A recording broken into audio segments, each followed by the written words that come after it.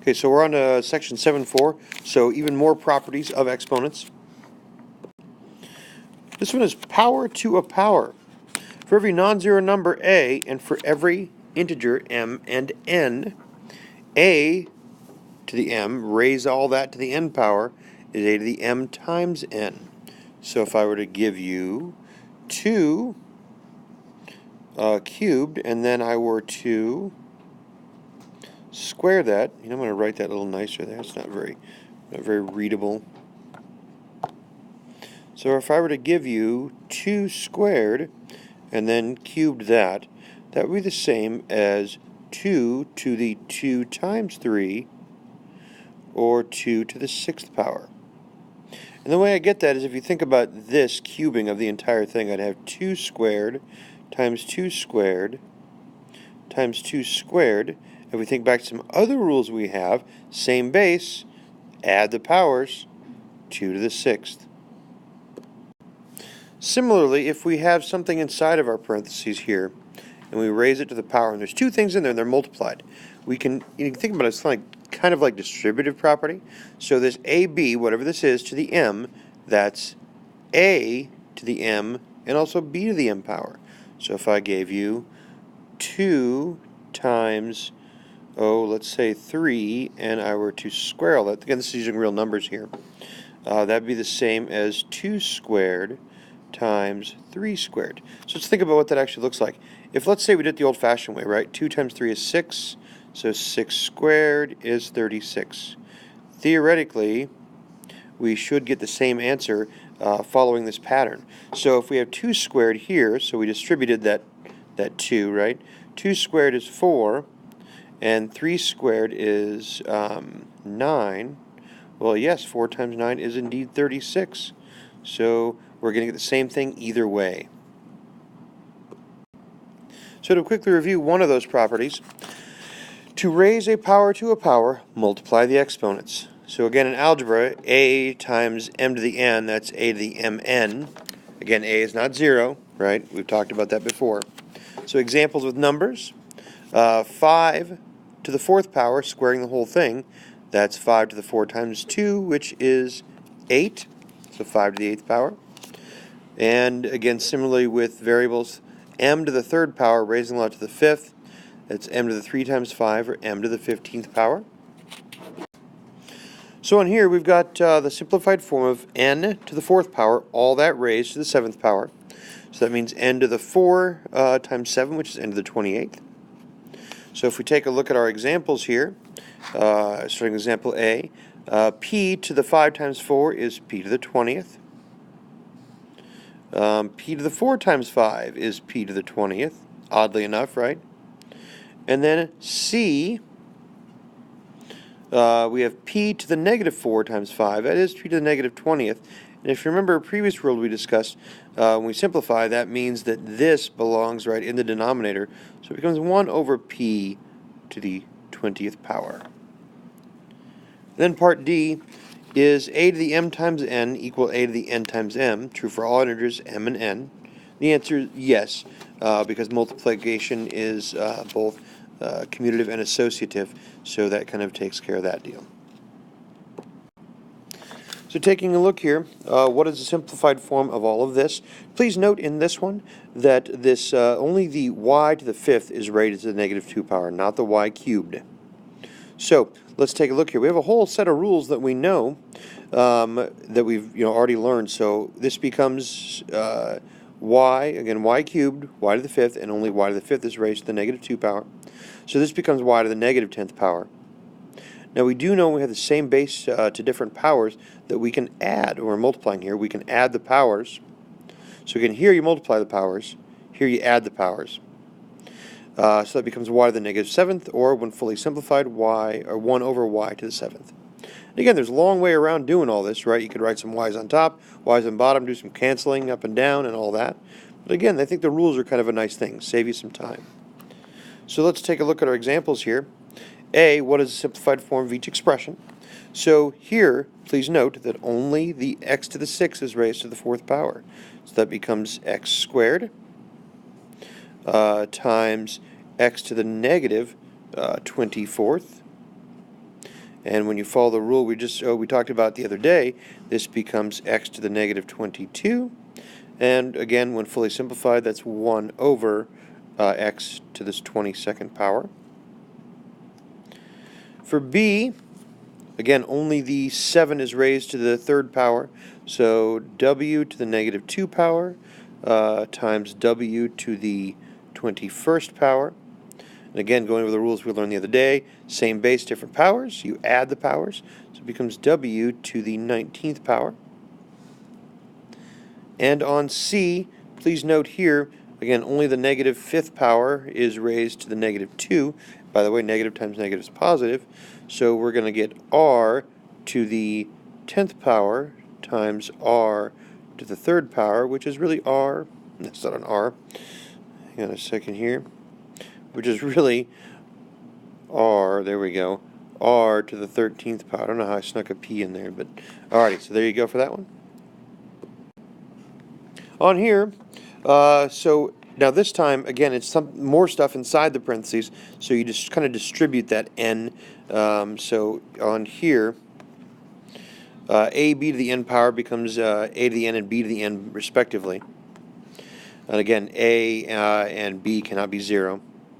So if I give you an example here, 3 times x to the 4th power, that's 3 to the 4th power, x to the 4th power. 3 to the 4th power is 3 times 3 times 3 times 3, which is 81. And x to the 4th stays x to the 4th. Alrighty, on this one we've got, again, an example doing this. Which expression represents the area of the square? Okay, now remember area, square. So that means this is really 5x cubed, the whole thing squared, because it's 5x cubed times 5x cubed, which means squared. So distributing that 2, right, so 5 squared, and then x cubed squared, kind of funny sounding, but so that becomes 5 squared and x to the 6th power, using the new rules we just talked about, or 25x to the 6th would be the area of this. So simplified forms of these, we'll start with a. So again, distributing that 3, that is 7 cubed, m to the 9th power, then cubed. 7 cubed is 7 times 7 times 7, which is, by the way, 343, and m to the 9th, then raised to the 3rd power, so that's m to the 9 times 3, which is m to the 27th power. On b, we're going to have that 2 to the negative 4th, and then z to the negative 4th. Well, 2 to the negative 4th is 2 times 2 times 2 times 2, but again, we've got to remember, these negatives in the exponents means it's going to force it down below, so it's really going to become 1 over those things. So 1 over 2 to the 4th, and z to the 4th. And 2 to the 4th is again 16, and z to the 4th stays z to the 4th. So don't forget about those negative exponents there. And then example C, get this out of the way here. Example C, we're going to distribute that negative 2, so 3. Now something you could do before you even consider that is, you know, this whole thing is going to be forced to the denominator because of that 2.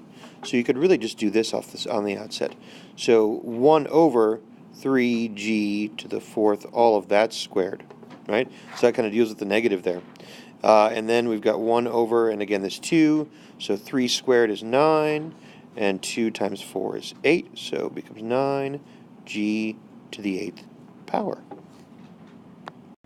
Alright, still having fun with this, so we're going to make it even more convoluted, right?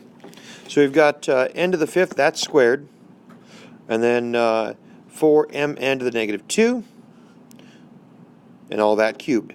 So, to get started on it, n to the 5th squared is n to the 10th, okay? And then the 4 to the 3rd, m to the 3rd come along for the ride, nothing to do with them. And then n to the negative 2 cubed is n to the negative 6. Now we got to look at like terms here, or look at like bases, I'm sorry. So the m, no, it's nobody like him, right? So we're going to leave him alone. Nobody like the 4 cubed, that's going to become 64. But we're going to have n, let's move them around here, so n to the 10th, n to the negative 6th, that becomes 10 plus negative 6, which is n to the 4th. So 64m cubed, n to the 4th. And I'm going to tell you right now, this stuff is on my quiz, on my test. And they are most certainly harder than what you're seeing right here. Alright, so here's where it gets kind of fun. So starting with that, with A. So we're going to have x squared, x to the negative 2, that whole thing squared. That becomes x to the negative 4.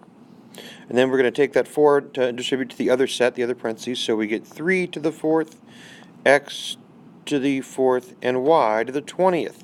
Right, because 4 times 5 is 20 there. Right there we go. Now, we're going to take a look at some like terms here. Notice, like bases. Those guys are going to cancel each other out, becoming x to the 0. And anything to the 0 power, as long as it's not 0, is 1. So that becomes 1 times. 3 to the 4th is 81, and then y to the 20th. So it's really 81y to the 20th power. And I'm going to go to the next page for B and C. So on B, we're going to have, so we're distributing that 4 there to the first set of parentheses. So 3 to the 4th power, c to the 20th, right? 4 times 5 is 20. And then c to the 6th power. So again, 3 to the 4th power is 81. And then c to the 20 plus 6 is c to the 26th power. And then C, that one's a lot more fun. We're going to distribute this 3 here first. So we're going to have 6 to the 3rd power, A to the 3rd power, B to the 3rd power, and then this 2 as well. So we're going to have all that times 5 squared, and then A to the negative 6th power. Now we're going to look for things that we can combine. So let's see here, 6 cubed, that's 216. 5 squared is 25, so that's, what is that, 5,400?